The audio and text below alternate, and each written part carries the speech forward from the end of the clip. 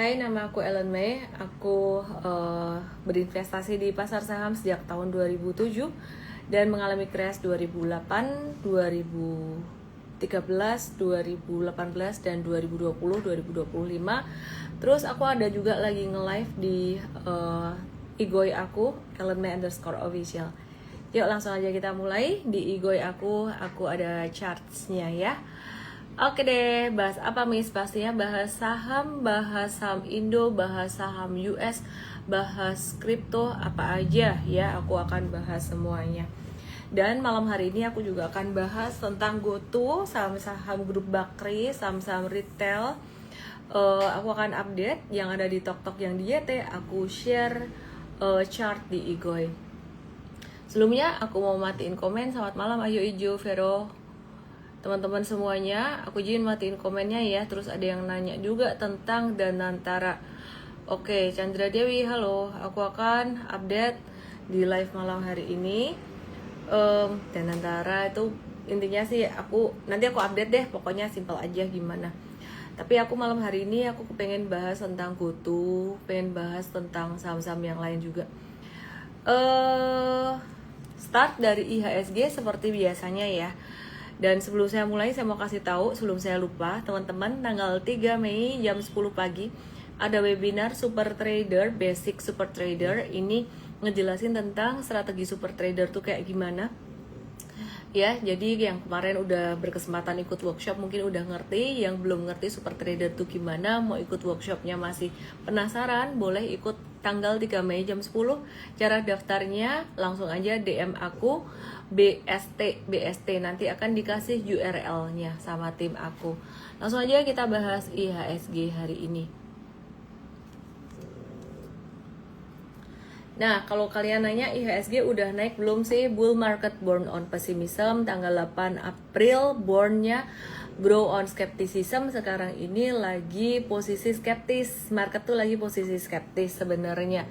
Grow on skepticism, mature on optimism and die on euphoria. Sekarang belum lah, kalau dibilang optimis belum, sekarang lagi masih skeptis.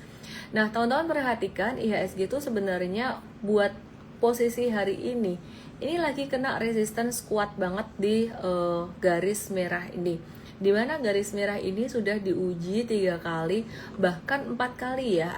Aku tarik lagi sampai ke atas di sini, mungkin nggak sampai yang pas banget, nggak sampai pas banget nyenggol, tapi ya ini teman-teman perhatikan, ini garis merah ini sangat kuat sekali. Dan juga garis hijau ini dimana diuji ada teman-teman yang di Tok yang di JT, lihatnya ke Igoi Ellen May _official.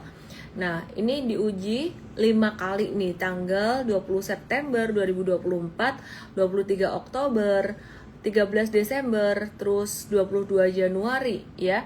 Nah, kali ini nguji yang kelima. Apakah bakalan bisa naik atau enggak, atau malah ketahan, karena garis resistance kuat ini menunjukkan satu level psikologis sebenarnya, bahwa saham itu bisa tertahan kenaikannya di level tersebut. Terus kita mau lihat nih, hari ini meskipun IHSG-nya ada naik lagi 0,39%, tapi bentuk candle-nya itu udah mulai doji. Doji itu sebenarnya sudah tidak terlalu bullish, tidak terlalu uptrend dibandingkan dengan beberapa hari yang lalu di mana candle-nya tuh full hijau tebal gitu ya. Terus secara pergerakan dia cenderung sideways. Nah, saham yang aktif hari ini ada dari grup Bakri, yang ngedorong penguatan hari ini ada dari grup Bakri. Tapi sebelumnya kita mau ngeliat dulu saham-saham Big Banks apa kabarnya. Nah, ternyata Big Banks udah mulai berhenti naik per hari ini. Contohnya saham BBCA. Setelah BBCA ini aku mau summary atau recap lagi sebelum kita bahas saham-saham grup Bakri dan saham grup lainnya. Ini sudah naik sekitaran 19%, bahkan sempat naik 20% dari 8 April kemarin. BMRI kita recap juga, dia udah sempat naik lumayan tinggi, plus kena ada dividen juga, bottom di 24 Maret sempat naik sekitaran 20% juga ya. Jadi teman-teman kalau perhatiin sebenarnya saham-saham big banks itu fluktuasinya lumayan gede loh. Jadi kalau buat trading atau buat investing sebenarnya sama-sama menguntungkan gitu. Cuman kalau buat trading sekarang udah di posisi nanggung karena udah naik lumayan signifikan. Nah sekarang kalau aku perhatikan investor gede di saham big banks itu lagi wait and see, lagi menunggu-nunggu, lagi wait and see nih kondisinya kira-kira bagaimana. Ya jadi perhatikan di sini ini sekitaran sempat menguat sekitaran 14% juga untuk BBNI-nya gitu ya. Nah, jadi tidak hanya 14%, sempat naik 23% juga dari bottom di tanggal 8 kemarin gitu. Terus BMRI bagaimana kabarnya? BMRI setelah bagi dividen memang agak-agak turun tapi sempat naik tinggi juga BBRI-nya juga. Nah, BBRI dan BBCA, BBRI itu masih di standar deviasi -2, dekat -2 sih sebenarnya. Masih di -2 dan BBCA di standar deviasi -1. Sudah bukan best price, sudah naik sekitaran 9%, 10%-an dari level bottom tanggal 8 April dan bahkan dari level bottom banget tanggal 28 Februari sudah naik 14%. Kalau ditanya buat long term investing masih oke nggak? BCA dan BRI masih oke secara valuation. BMRI dan BNI pun sebenarnya masih bagus, tapi kalau valuation secara historical pastinya aku suka BRI dan itu udah sering aku bahas in details, dibahas di Mfest dan saya tidak ulang terlalu detail lagi. Kenapa? Karena ya biar teman-teman nggak bosan juga ya, aku akan kasih insight yang lainnya juga. Nah singkat cerita kalau buat trading posisinya sebenarnya sudah agak nanggung. Jadi Mtrade sendiri ngambil posisi untuk trading beberapa hari yang lalu. Untuk trading jangka pendek dan jangka menengah itu ada di BBYB. BBYB jangka pendek kita sudah profit taking, tapi jangka menengah kalau kita perhatikan BBYB ini kita masih hold. Aku coba mau cek BBYB, mari kita cek BBYB di Mtrade. Nah per hari ini BBYB di Mtrade yang hold jangka menengah ini cuan sekitaran 42-43%. Terus kemudian BBTN ini cuan 13-14%-an ya. Jadi perhatikan di sini ini BBYB-nya very strong uptrend sampai hari ini dan jangka menengah kita masih belum jual. Tapi belum review sell. Tapi untuk jangka pendek kapan nih boleh masuk lagi? Mtrade juga sedang menanti untuk petunjuk buat trading jangka pendek, menanti retracement untuk memberi petunjuk buat screening jangka pendeknya buat teman-teman yang mau trading jangka pendek yang mungkin belum masuk, baru bergabung dengan Mtrade dan mungkin belum masuk. Jadi kita lagi nunggu retracementnya. Kemungkinannya besok PBYB masih bisa naik lagi secara probability dan masih bisa naik dan kemungkinan akan menguji level 300 tapi sudah mulai rawan profit taking. Jadi kalau misalkan mau masuk BBYB sudah agak telat say gitu. Oke ya. Terus kemudian BBTN juga sama di Mtrade kapan hari kita ada ngehold juga untuk jangka menengah. Nah agak berbeda dengan BBYB, BBTN ini dia ketahan ya, dia ketahan resistance, bukan resistance, dia ketahan ada satu candle yang reversal ya, sedikit candle reversal di sini. Dan teman-teman perhatikan di sini ya untuk BBTN-nya ini sudah mulai divergent untuk harga dan volumenya. Teman-teman yang di Super Trader juga sudah ngerti banget, pasti di M Traders pasti juga sudah ngerti banget. Nah bedanya kalau di workshop Super Trader itu kita lebih menjelaskan tentang lebih deep down lagi tentang case study, lebih dalam lagi, banyak diskusinya. Nah, perhatikan di sini ini untuk BBTN di sini ini trennya masih naik juga dan ada sedikit retracement. Untuk masuk jangka pendek retracementnya masih kurang. Jadi kesimpulannya ini Mtrade tinggal ngehold aja untuk jangka menengah, jangka pendek sama seperti BBYB kita lagi wait and see. Nah kemudian hari ini ada beberapa saham dari grup Bakri yang aktif dan juga dari sektor construction yang aktif, tapi kayaknya aku mau keep dulu sampai belakang karena kemarin saham-saham aku bahas semuanya di depan terus di belakang pada kabur, tidak mau mendengarkan informasi-informasi yang penting terkait dengan apa yang terjadi saat ini di market secara global maupun secara nasional. Oke ya. Nah, jadi aku mau kasih satu komentar dulu sih tentang Danantara ya. Jadi Danantara, meetingnya kok ditutup gitu. Terus keluarlah satu penjelasan dari Pak Presiden. Ini banyak mengkritik manajemen dari BUMN, nanti nggak enak sama media. Ya masuk akal sih. Saya sih nggak mau terlalu banyak mikir di situnya ya. Saya cuman mikir Danantara itu kita nggak tahu jangka panjangnya tuh bagaimana. Tapi yang saya tahu, kalau saya nyimak dari pidato-pidato Pak Pandu tentang Danantara dan kaitannya dengan likuiditas di market, itu sangat bagus sekali ya buat market atau saham Indonesia. Loh kok Ellen kok ngebahasnya saham terus sih? Ya iyalah, aku dari dulu bahasnya tentang saham. Jadi kalau misalkan diminta komentarnya apakah bagaimana dengan transparansi Danantara ke depan akan dikorupsi atau enggak, saya sungguh tidak bisa berkomentar tentang hal itu, dan kita semua pun sebenarnya juga nggak bisa berkomentar ya. Yang kita bisa lakukan kan cuman berdoa saja supaya semoga amanah gitu loh. Nah tapi kalau impactnya dalam jangka pendek mungkin sampai 1 tahun ke depan, Danantara ini impactnya ke market, karena kan saya kan pengamat market ya, dan juga praktisi, pelaku juga gitu ya. Itu impactnya ke pasar saham sangat bagus sekali, karena memang akan menjadi penyedia likuiditas di market. Saya lagi mau nanya-nanya juga nih ke teman-teman di Danantara ya. Ini maksudnya gimana ya? Menambah likuiditas di market itu gimana? Mungkin simply beli saham atau gimana, saya nggak tahu juga teknisnya bagaimana. Tapi yang jelas market Indonesia itu sangat membutuhkan likuiditas sekali.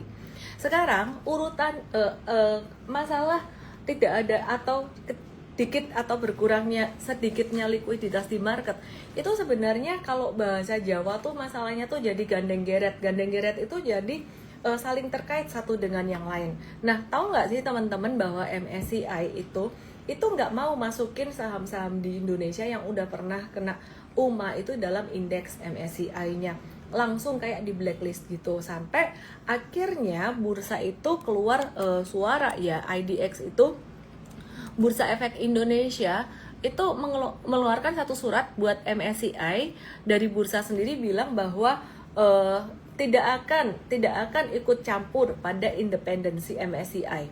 Tapi bursa memberikan saran ya, kalau boleh lah janganlah blacklist saham-saham yang masuk ke UMA atau yang pernah masuk ke FCA. Kenapa?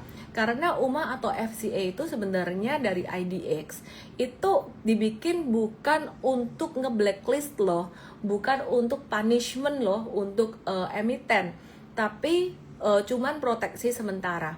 Nah, aku ngelihat sekarang posisinya IDX ini agak-agak mungkin di tengah-tengah, agak-agak gimana ya, mau meningkatkan liquidity, mau meningkatkan gairah untuk investasi di Indonesia. Itu sangat perlu sekali peran MSCI Morgan Stanley Capital International Index.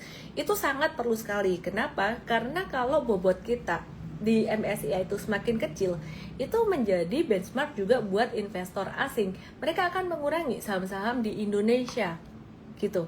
Nah, jadi kalau misalkan MSCI nambah porsi saham Indonesia, maka investor asing juga bakalan nambah di portfolio mereka, kurang lebih seperti itu. Sebenarnya maksudnya IDX untuk ngasih UMA dan FCA itu bagus ya, untuk merapikan lah istilahnya. Nah, tapi MSCI juga ya langsung aja pukul rata gitu. Nah, IDX tuh juga ngingetin buat MSCI bahwa negara lain juga punya sistem serupa, seperti di Malaysia, Hong Kong, Jepang, US, China, tapi punya istilah yang berbeda. Nah, jadi kenapa sih kok diskriminatif sama Indonesia, kurang lebih kayak gitu. Nah, tahu nggak sih kenapa sebenarnya saham-saham di Indonesia itu bisa kena UMA, bisa kena FCA? Sebenarnya karena faktor likuiditas juga. Kalau banyak orang yang bilang misalkan, oh saham di Indonesia gampang digoreng. Kenapa? Karena likuiditasnya kecil ya. Digoreng itu artinya apa? Gampang mungkin dimanipulasi pergerakannya oleh sekelompok orang tertentu atau sekelompok pihak tertentu yang punya modal gede. Loh, kalau emiten itu, perusahaan itu liquid ya, banyak yang berinvestasi di situ, liquid ya, itu tidak akan gampang digoreng gitu. Aku kasih contoh aja, mau goreng BCA ya nggak gampang, mau goreng BRI ya nggak gampang gitu loh ya. Jadi benar-benar butuh investor yang gede. Nah kalau mau goreng emiten yang cuman lotnya 1, 2, 3 dikit gitu, itu sangat gampang sekali gitu loh. Jadi likuiditas di market itu dikit, marketnya jadi sepi, gampang digerakin. Karena gampang digerakin, naik terus, terlalu gampang digoreng, akhirnya kenalah FCA UMA. Karena kena FCA UMA gak bisa masuk MSCI, karena gak bisa masuk MSCI, duit asing makin keluar, likuiditas makin kering dong ya. Jadi gimana? Maka dari itu kembali lagi soal Danantara yang kemungkinan akan menambah likuiditas di market Indonesia, menambah istilah kata tuh jumlah uang yang beredar atau main di pasar saham Indonesia, itu sangat bagus sekali menurut saya, dan hopefully pelaksanaannya juga bisa berjalan dengan baik ya. Jadi anyway, meskipun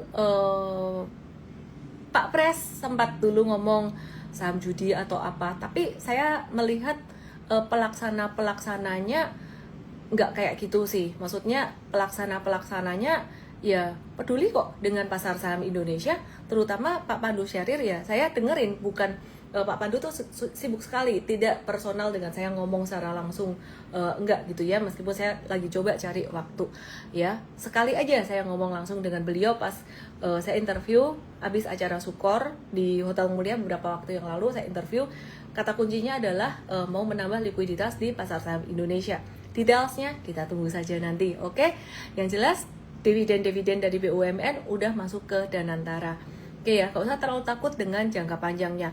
Nah, terus aku mau update juga terkait dengan perang tarif. Belum ada perkembangan yang lain lagi, dan kita ngelihat bahwa Amerika saat ini juga sudah mulai tone-nya sudah mulai ringan, sudah mulai sejuk, karena mereka juga takut juga ya kalau misalkan obligasi negara mereka itu semakin gak laku. Donald Trump kan mikirnya kalau misalkan ada kekhawatiran tentang perang tarif, obligasi Amerika, US Treasury makin laku karena makin banyak orang yang takut, biasanya begitu.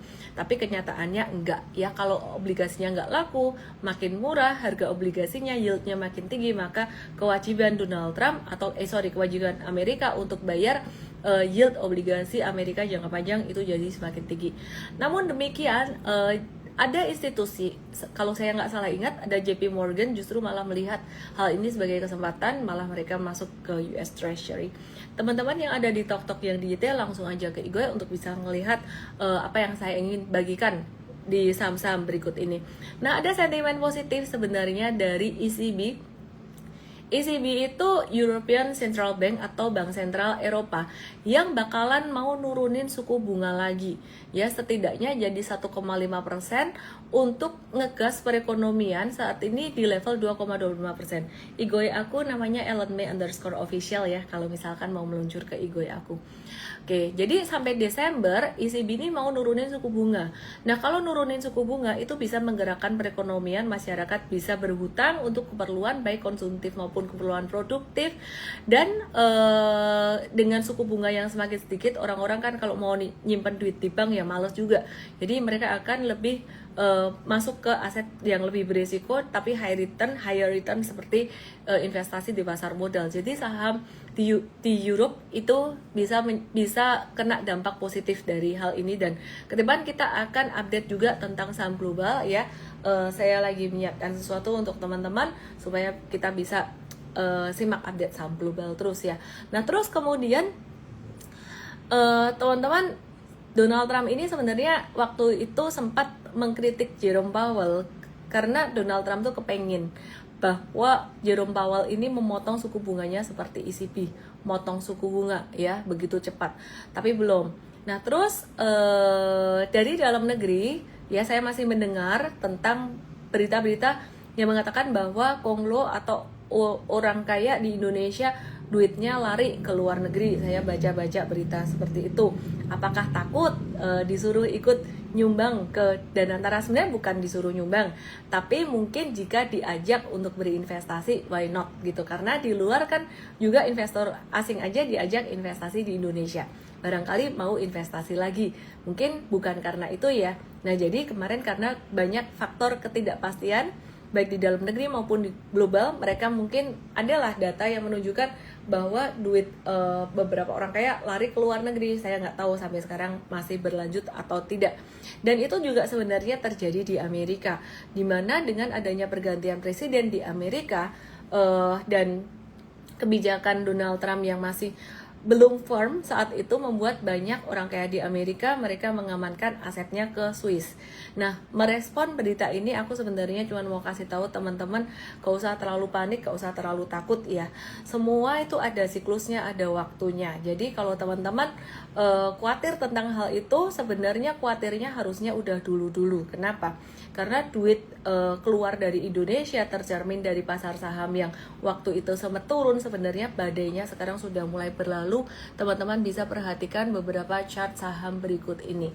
Aku kasih lihat saham BBCA ini mencerminkan sebenarnya ya duit kemana, duit asing maupun duit lokal kemana. Nah, ini turunnya signifikan waktu itu dari puncak September 2024 sampai bottom itu sekitaran 32%.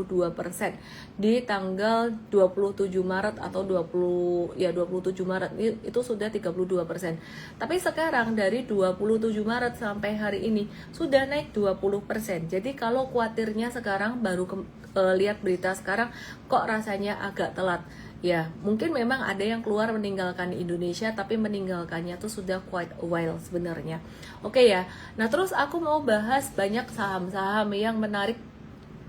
Dan kalau kemarin aku mau review dulu, flashback dulu, ada beberapa saham dari sektor komoditas yang sempat naik. Aku mau review sektor komoditasnya dulu. Terutama harga emas, perhatikan harga emas di Indonesia. Nah, ini kalau dari chart XAU IDRG ini harga emasnya sekitaran 1,7 jutaan sekian, sempat mencapai level tertingginya itu sekitaran 1,844 juta ya. Nah, terus sekarang udah agak-agak turun sedikit ya. Jadi ini kita ngelihatnya karena kenapa turun? Karena tensi perang dagang juga sudah mulai oke lah, mulai nggak terlalu tegang lagi lah. Jadi kita ngelihat ini kemungkinan bisa turun sampai 1.735.000 untuk emas Indonesia. Biasanya aku bahas pakai gold spot, tapi ini aku bahas pakai Indonesian. Nah, sebelum saya bahas GoTo dan juga saham-saham bakery yang juga lagi ada activity menarik, kita ngelihat saham Antam ini per hari ini sideways-nya di atas terus, tidak mau turun. Jadi kita akan watch ya, belum tentu dia akan turun sampai ke 1920 atau 1900 tempat area kita menunggu. Jadi kita masih akan watch. Sementara itu saham PSAB yang kemarin kita ada review buy on weakness, ini ada pantulan sedikit dan bakalan masuk ke masa sideways. Kita melihat market saat ini sudah mulai masuk dalam tren naik dalam jangka pendek. Kalau tren naik jangka panjang belum. Dan kemudian masih ada saham mas-masan lagi yaitu HRTA yang naik 9,68%, tapi kita memilih untuk wait and see dulu. Kemarin kita ada review di PSAP dan kita nggak mau buy breakout hari ini karena ini udah naiknya lumayan banyak signifikan. Jadi kalau misalkan buy breakout kita nunggu sideways-nya Antam aja mungkin ya, setelah itu breakout-nya. Disclaimer on teman-teman, saya bukan lagi suruh kalian beli Antam, HRTA atau PSAB. Yang jelas ini akan dibahas secara lebih detail dan real time di M-Trade dan M-Trade Academy. Di M-Trade Academy kamu dapat e-course-nya juga. Oke ya, teman-teman yang pengen belajar tentang bagaimana cara ngebaca chart dengan strategi super trader yang bisa dipakai untuk saham Indonesia, saham luar, global, dan kripto, bisa langsung daftar ke webinar Basic Super Trader untuk tanggal 3 Mei jam 10 pagi hari Sabtu.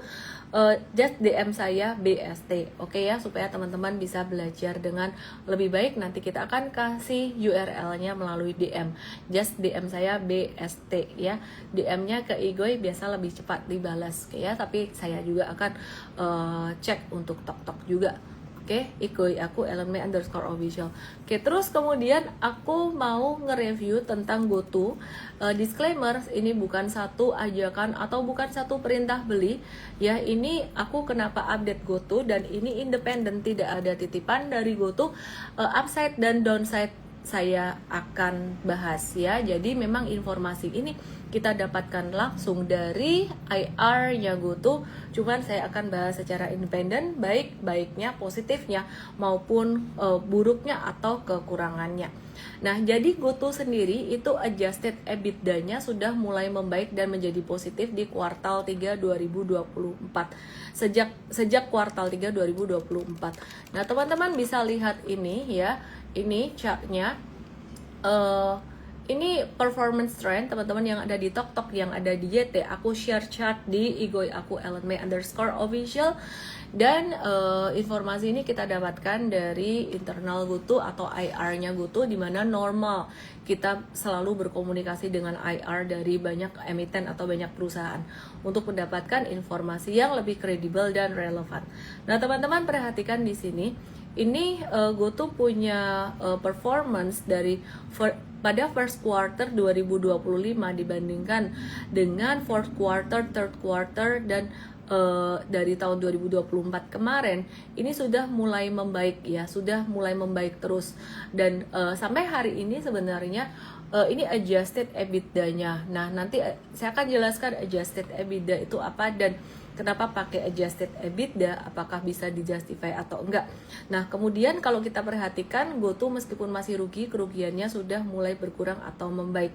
Ya, jadi net revenue dan core GTV-nya GoTo ini juga membaik atau tumbuh, dan GoTo itu berhasil meningkatkan efisiensi sekaligus mempertahankan pertumbuhan. Saya akan bahas plus dan minusnya sekaligus ya. Nah, EBITDA-nya mulai positif dari yang awalnya rugi 101 miliar jadi untung 393 miliar, itu EBITDA disesuaikan. Nah, jadi kalau teman-teman benar-benar ngelihat secara totalan semuanya, bukan pakai EBITDA disesuaikan, ini masih rugi sebetulnya ya. Nah, pertanyaannya adalah apa itu EBITDA? Sebelumnya aku mau ceritain dulu. Jadi cuannya EBITDA disesuaikan itu didapat dari GoPay, fintechnya GoTo ya. Nah, jadi GoPay dan layanan pinjaman digital itu pendapatannya dari segmen ini naik 90% nih. Pinjaman juga naik 108% dan pengguna aktif juga naik 30%. Jadi 20,6 juta. Nah, mungkin teman-teman taunya kurir gitu ya, atau transportasi, tapi ternyata income-nya sudah dari fintech tuh lumayan banget gitu. Nah, untuk layanan on demand-nya kayak GoRide, GoCar, GoFood, dan GoSend itu pendapatan pengiriman juga naik 39%. Tapi apa itu EBITDA disesuaikan? Kan pada intinya sebenarnya masih rugi gitu loh. Kenapa pakai EBITDA disesuaikan ya? Nah, EBITDA disesuaikannya adalah keuntungan atau earnings itu sebelum interest, tax atau pajak, depresiasi, dan amortisasi yang udah disesuaikan untuk mengecualikan komponen-komponen non-operasional dan non-recurring, seperti contohnya yang tidak berulang, seperti contohnya biaya kompensasi berbasis saham, terus kerugian dan keuntungan dari divestasinya dia, gain loss dari revaluasi goodwill, dan juga biaya sekali jalan atau non-recurring itemnya. Tujuannya apa sih pakai EBITDA disesuaikan? Tujuannya untuk memberikan gambaran yang lebih bersih dan fokus pada kinerja operasional inti perusahaan, tanpa distorsi dari faktor yang tidak berulang dan tidak berkaitan langsung dengan operasional harian gitu. Nah, kenapa GoTo pakai adjusted EBITDA? Karena GoTo masih dalam masa transisi dari fase bakar uang atau burning cash ke profitabilitas. Dulu banget Amazon juga begitu. Nah, apakah GoTo bisa jadi kayak Amazon, perusahaan yang tadinya rugi jadi value stocks? We never know. Tapi kok angkanya mulai membaik gitu ya. Nah, banyak biaya besar yang non-cash seperti kompensasi saham dan one-off event seperti restrukturisasi dan divestasi Tokopedia. Ya, itu yang seperti yang saya bilang tadi, yang tidak recurring itu tidak dimasukkan gitu loh. Nah, adjusted EBITDA itu menunjukkan seberapa dekat GoTo menuju profitabilitas operasional yang berkelanjutan, terlepas dari accounting losses-nya. Nah, jadi untuk kinerjanya GoTo sendiri ini secara lebih detail akan dibahas dalam artikel M-Trade ya, besok akan dibahas. Yang jelas dari rugi 101 miliar, adjusted EBITDA-nya menjadi naik atau cuan 393 miliar, net revenue nambah 37%, core GTV naik 54%, ya, dan fintech dan on demand service itu membaik banget. Terus margin terhadap EBITDA-nya juga ada sedikit membaik gitu ya. Cash balance-nya ada sekitar, let me check yang ini, 21 triliun kalau nggak salah, jadi cukup oke. Terus ada buyback, sudah melakukan buyback saham 1,6 triliun dari maksimum 200 juta. Dan meskipun ada banyak hal yang positif, tetap harus ada catatan ya, untuk teman-teman bisa waspada, ada downside-nya, dimana GoTo ini masih ngerugi secara net income. Loss from operation-nya itu masih di angka sekitaran 193 miliar rupiah, meskipun tren kerugiannya udah mulai berkurang. Nah, adjusted EBITDA itu bisa agak, dalam tanda kutip, data ini bisa agak-agak menyesatkan jika tidak disertai dengan pertumbuhan cash flow nyata. Maka dari itu ke depan kita mesti harus lihat terus ya, cash flow-nya kayak gimana GoTo ini. Oke ya. Terus kemudian kita perlu mantau juga ya untuk loan quality di fintech-nya tuh gimana. Ada kenaikan loan yang lewat jatuh tempo lebih dari 90 hari itu dari 0,02 triliun ke 0,06 triliun. Nah, jadi keuntungan yang didapat dari fintech atau pinjaman ya, jadi pinjaman online lah istilahnya, itu memang lebih tinggi, tapi kredit macetnya ya mesti harus diperhatikan. Nah, apakah penggunaan adjusted EBITDA ini bagus buat GoTo? Itu jadi bagus jika tujuannya untuk melihat kinerja operasional inti dan jika digunakan transparan dan disertai dengan reconciliation seperti yang dilakukan oleh GoTo saat ini. Tapi harus hati-hati kalau misalkan tidak disertai dengan perbaikan kas operasional dan gak ada arah yang jelas menuju laba bersihnya. Ya, jadi kesimpulan akhirnya, kalau ditanya untuk investing bagaimana, aku kok masih bertanya-tanya sih sebenarnya. Balik lagi ujung-ujungnya ke valuationnya kalau menurut aku sih belum semurah dengan saham-saham yang belakangan ini lagi valuasinya oke dari sektor perbankan. Nah, teman-teman, aku mau bahas untuk sektor yang lain, ada sektor properti yang aku mau bahas, tapi nanti dulu aku mau bahas saham-saham grup Bakri dulu ya. Jadi aku mau bahas tentang Dewa dan juga BRMS yang juga aktif hari ini. Terus aku mau bahas dulu dari teknikalnya dan juga habis itu aku bahas fundamentalnya. Teman-teman yang ada di Igoy, yang ada di TokTok yang di YT, yuk langsung aja ke Igoy, kita mau lihat chartnya Dewa atau Dharma Henwa Tbk yang hari ini naik 13%. Nah, jadi Dewa ini hari ini naik signifikan 13%. Dia breakout dari pattern V-shape recovery, V-shape-nya ya. Jadi naik 13%. Sementara itu tadi kita masuk di review buy di BRMS, sama-sama duanya punya grup Bakri dan ada potensial untuk saham Dewa ini kembali menguat dalam 1-2 hari ke depan. Disclaimer, bukan satu perintah beli, dimana penguatannya udah terjadi besok di hari kedua, sebaiknya wait and see dulu buat yang belum beli. Nah, Dewa ini ada sentimen positif karena beberapa faktor utama yang mendukung prospek pertumbuhannya. Ada perubahan model bisnis ya. Jadi Dewa ini beralih dari mengandalkan subkontraktor untuk menjalankan proyek, jadi menjalankan proyek ini sendiri gitu. Jadi ini diperkirakan akan meningkatkan margin operasional dari 3% full year 2024 menjadi 17% pada 2027 karena perusahaan bisa mengelola biaya dan proyek dengan lebih efisien. Poin kedua adalah peningkatan posisi keuangan. Nah, setelah restrukturisasi utang, Dewa kini memiliki rasio utang yang lebih rendah, yaitu 0,2 kali, dan biaya pinjaman yang lebih rendah dari 15% jadi 9%. Nah, hal ini tuh bisa memperkuat laba perusahaan dan membuka lebih banyak peluang pendanaan.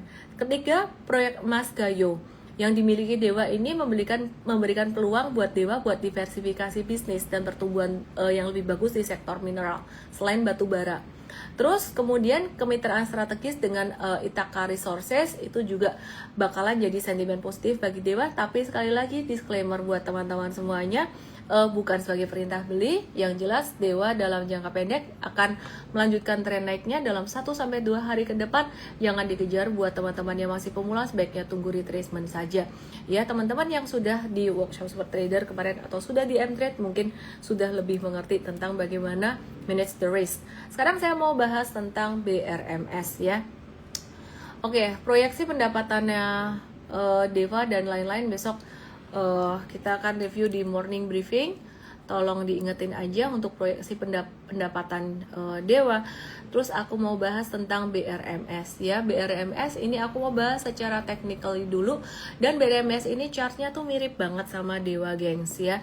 Teman-teman yang ada di TokTok, yang ada di YT, nonton chartnya Dewa di Igoy aku @official.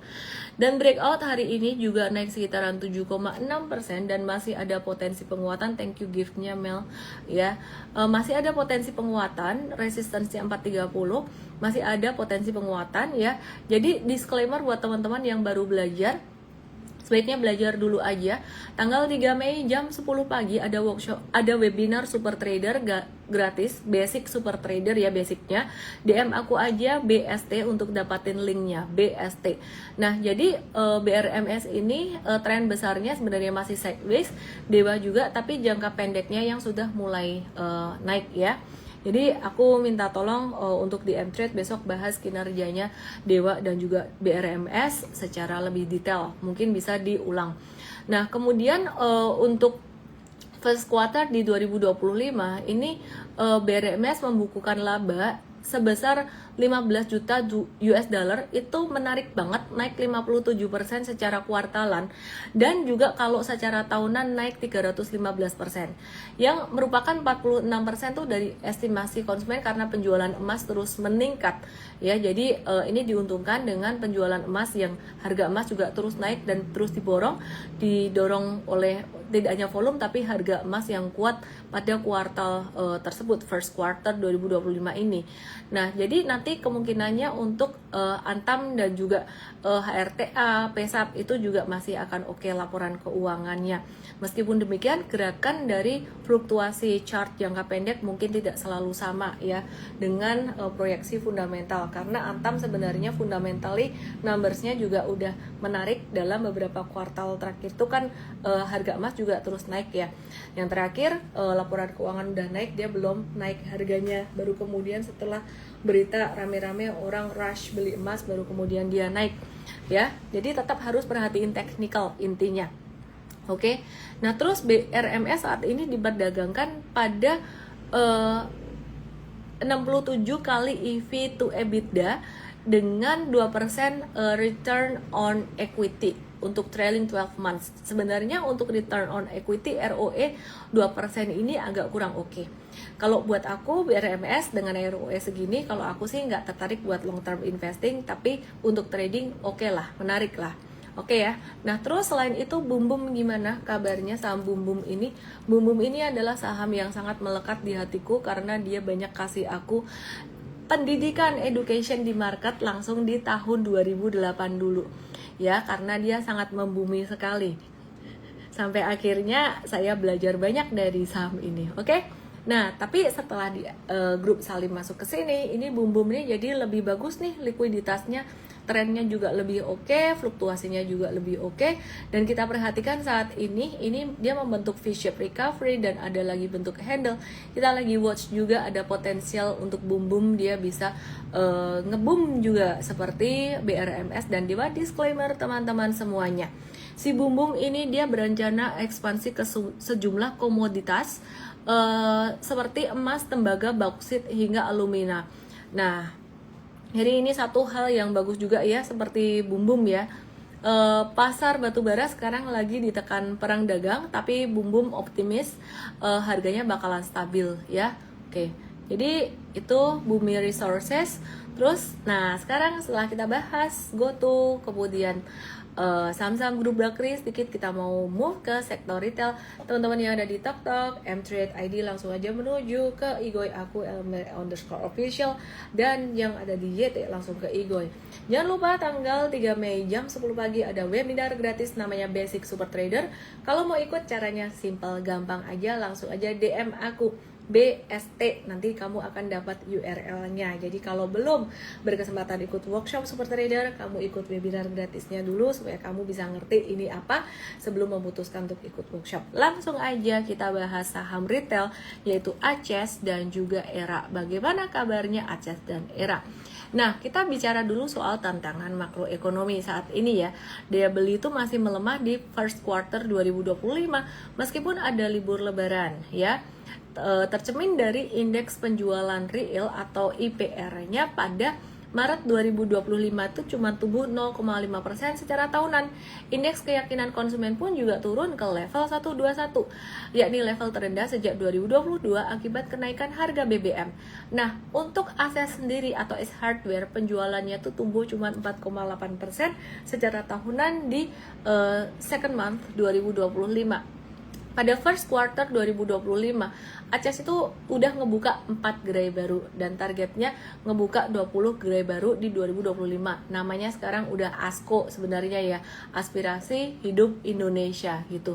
Nah, rebranding dari ACES Hardware menjadi ASKO ini fokusnya untuk memperluas jaringan nasional melalui strategi omnichannel dan supaya nggak kena mungkin biaya untuk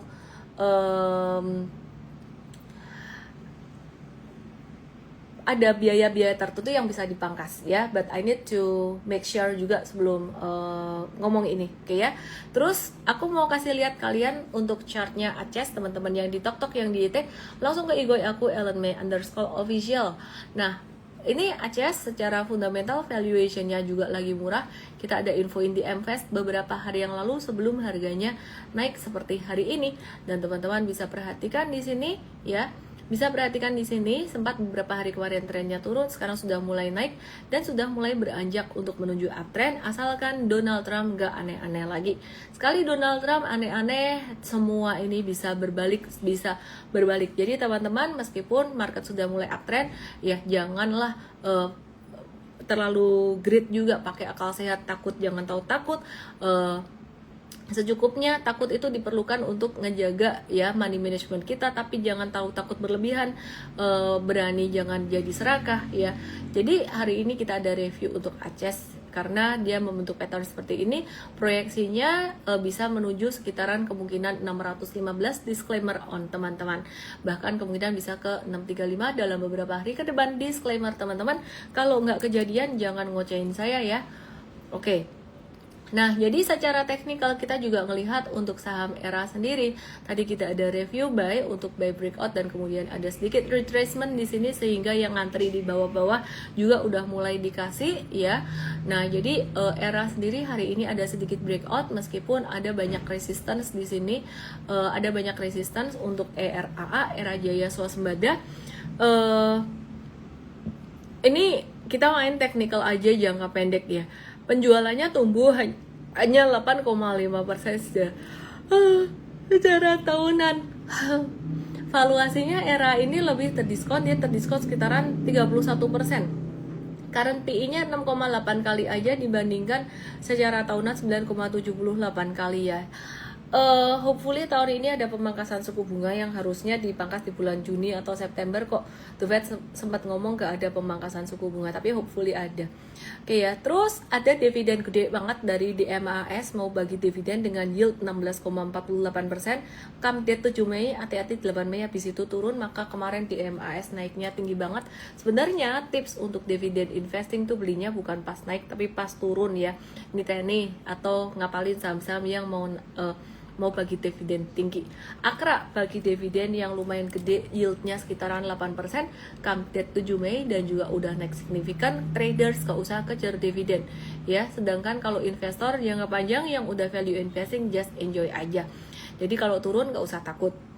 SCMA 8,82%, both SCMA dan DMAS itu ngebagi dividen dengan dividen payout ratio dividen payout ratio-nya lebih dari 100%. Artinya ngambil laba ditahan tahun lalu. Ya, anyway, gak bagus buat pengembangan ke depan, tapi bagus buat kantong investor retail ya. Mungkin dapat dividen. Nah, tapi hati-hati juga, jangan beli di atas sih sebenarnya. Ini bonus buat kalian yang sebenarnya udah beli pas kemarin jatuh-jatuh, pas market lagi crash itu. Kemudian TAPG itu mau bagi dividen 7,56%, PRDA 6,25%, yieldnya dari harga hari ini auto 6,05% dan AALI 4,45%. Ini ini udah kita bump informasinya di Igoy channel aku tadi pagi. Jadi teman-teman yang mau dapat informasi yang gratis boleh langsung ke Igoy channel aku. Kita ngebahas tentang saham, kripto, US random. Kita lagi suka bahas apa, tapi banyak berita yang kita bump di situ. Bedanya sama Mvest dan Mtrade. Kalau Mvest Mtrade itu ada kelasnya, e-course-nya, dan ada arahannya sahamnya bagaimana. Kalau di Igoy channel banyak beritanya.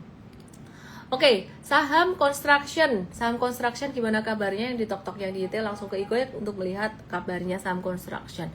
PTPP dan Adikarya hari ini naik tinggi banget. Mtrade kok nggak masuk, kenapa? Kita masih ingat kok dengan tanggal 8 April kemarin yang resiko di market tinggi.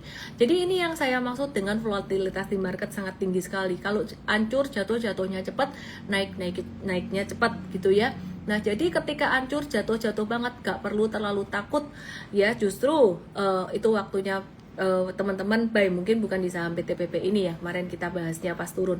Tapi kalau pas naik banget kondisi seperti saat ini, itu jangan langsung greed juga atau greedy. Kenapa? Karena ya mesti harus ingat kondisi di global saat ini dengan kepemimpinan Donald Trump sebagai Presiden Amerika. Ngomongannya bolak-balik. Ini lagi membaik, lagi tone-nya sejuk, enak. Tapi nanti suatu hari bisa tiba-tiba dia kalau bisa lagi kumat, langsung sentimennya bisa negatif lagi, dan be very careful yang beli di pucukan.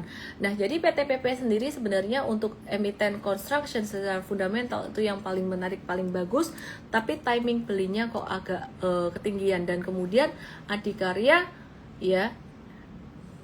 Adikarya ini juga udah agak-agak ketinggian di sini. Sebenarnya ini dimanfaatkan aja untuk teman-teman yang sempat punya saham-saham ini nyangkut, mungkin kurangin posisinya. It's not a good time to buy untuk kedua saham tersebut, meskipun volumenya tinggi masih bisa naik. Kalau ditanya sehari 2 hari ke depan masih bisa naik, tapi udah posisi nanggung banget. Aku lebih memilih kalau misalkan mau beli saham-saham yang lagi ada di posisi di bawah.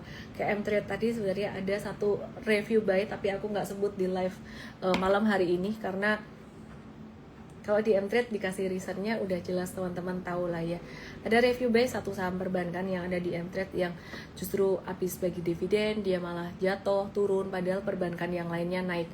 Nah, sebenarnya kalau kita ngelihat psikologi di market saat ini, ketika banyak saham-saham yang fundamentally atau secara sektornya laggard, kayak sektor construction itu laggard, itu udah mulai naik, hampir semua sektor naik, maka sektor perbankan tuh harusnya yang duluan naik dan udah naik duluan kan. Nah, ini ada satu saham perbankan yang fundamentally very good, terus dia lagi turun saat ini. Aku percaya banget sih investor gede pasti juga tertarik ya. Oke. Anyway, itu spesial untuk teman-teman yang ada di Mtrade. Bukan pelit, tapi karena aku nggak mau teman-teman just ikut-ikutan aja, mesti harus ngerti reasonnya. Nah, Pak Prabowo bakalan rilis paket kebijakan di regulasi TKDN. Itu dampak positifnya investasi bisa meningkat, saham sektor industri manufaktur dan otomotif bakalan diuntungkan, relokasi pabrik asing ke Indonesia mulai naik. TKDN itu tingkat komponen dalam negeri ya, jadi dan penghapusan kuota impor juga tujuannya untuk menarik lebih banyak investasi dan memperbaiki iklim usaha di Indonesia. Tapi ada resiko persaingan dengan barang impor akan semakin ketat dengan produksi dalam negeri. Implementasi regulasi juga butuh waktu, efek ke pasar tidak akan langsung instan. Nah, saya mau bahas juga untuk market US dan juga untuk kripto, sedikit mungkin saya bahas. Ya, ini ada beberapa update tentang laporan keuangan Elsa, AALI, dan Pegas, PGEO, Inco, yang belum sempat saya terbahas di live ini akan dibahas di Mtrade ya, dibikinin artikel summary khusus untuk beberapa emiten ini. Ping coach Mtrade ya, ping kalau bisa malam hari ini langsung aja kalau bisa ya. Jadi ada update summary itu kasih ke Mtrade. Terus breaking news teman-teman semuanya yang di tok-tok, yang di YT, yang di Igoy. Breaking news dari White House, ada pengumuman dari Amazon ya. Amazon telah mengumumkan bahwa mereka akan menampilkan secara terbuka berapa besar biaya tambahan akibat tarif Presiden Donald Trump pada setiap produk di situs mereka. Informasi ini bakalan ditampilkan di samping harga total produk. Jadi di sini kalian bisa ngeliat dan tidak mengira-ngira gitu ya, impactnya berapa sih, naiknya berapa persen gitu ya. Apakah seserem 32% itu? Tidak, ternyata tidak seperti itu. Sehingga konsumen bisa melihat langsung seberapa besar tarif tersebut mempengaruhi harga barang. Menarik ya. Transparansi yang dilakukan oleh Amazon ini, tujuan pengumumannya apa? Supaya Amazon tuh ingin menunjukkan bahwa kenaikan harga tuh bukan sepenuhnya karena kebijakan mereka, melainkan akibat tarif impor yang dilakukan oleh pemerintah. Istilah kata tuh bukan salah gue gitu ya, bukan salah penjual, tapi karena salahnya government gitu. Terus menghindari kesalahan persepsi dengan menampilkan biaya tarif secara jelas, Amazon itu berharap konsumen tidak menyalahkan mereka atas kenaikan harga yang terjadi gitu. Nah, pemerintah Amerika melalui Gedung Putih itu menilai pengumuman terbaru dari Amazon tersebut, gak seneng Gedung Putih ya, sebagai tindakan yang bersifat menyerang atau tidak bersahabat. Nah, kalau kita lihat hari ini saham Amazon agak-agak turun 2%. Oke, yuk kita lihat beberapa saham Amerika, teman-teman, yang beberapa hari yang lalu aku mau move sebelum ke Tesla, aku mau kasih lihat kalian dulu untuk Amazon. Gimana kabarnya saham Amazon ini? Menariknya Amazon ini, oke, ping to tim coach untuk diary stocks, tolong dipindah ke layout diary. Layoutnya full banget di sini ya. Oke ya, terus jadi penuh chartnya. Oke, perhatikan di sini. Perhatikan di sini, ini Amazon itu dia lagi ngebentuk W atau double bottom, dan yang terakhir di sini lagi ngebentuk handle. Jadi sebenarnya terlepas dari sentimen yang tadi, kita ngelihat sebenarnya saham Amazon ini sudah mulai recover ya, sudah mulai recover. Nih 1, 2, nih W ini udah mulai ada tanda-tanda recover, dan secara valuation udah mulai diskon. Ke depan kita melalui super trader, komunitas super trader akan memberikan update tentang fundamental juga untuk saham US stocks. Terus selain Amazon, kita mau lihat aku mau kasih lihat untuk ada saham di Amerika yang sempat naik sangat tinggi sekali. Nah, ini ada saham yang aku mau kasih contoh aja bentuk Saucer tuh kayak gimana. Kemarin di workshop super trader kita ada bahas ya, Saucer tuh kayak gini.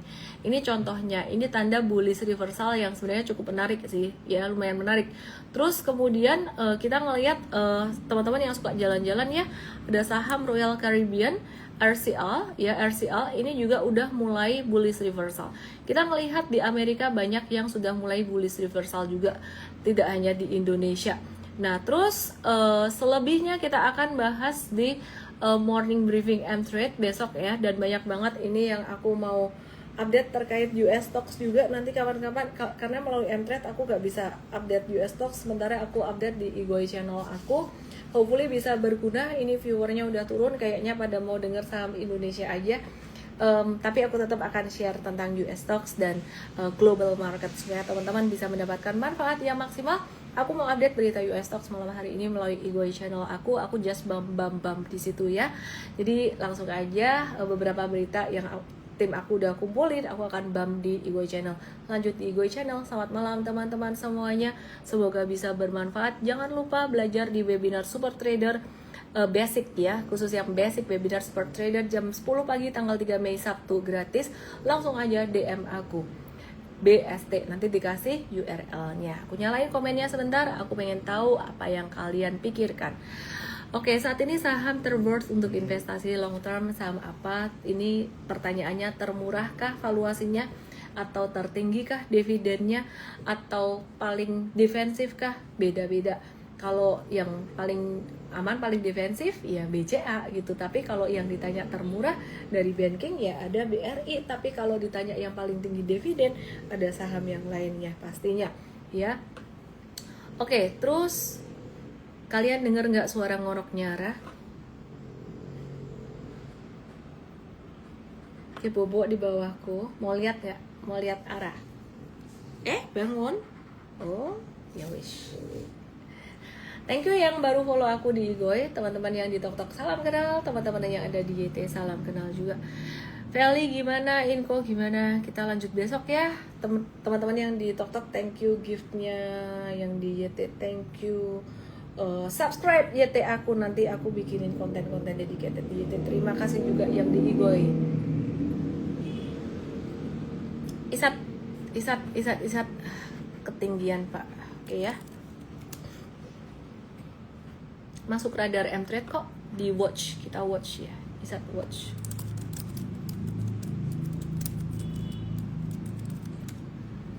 Oke, terima kasih. Good night.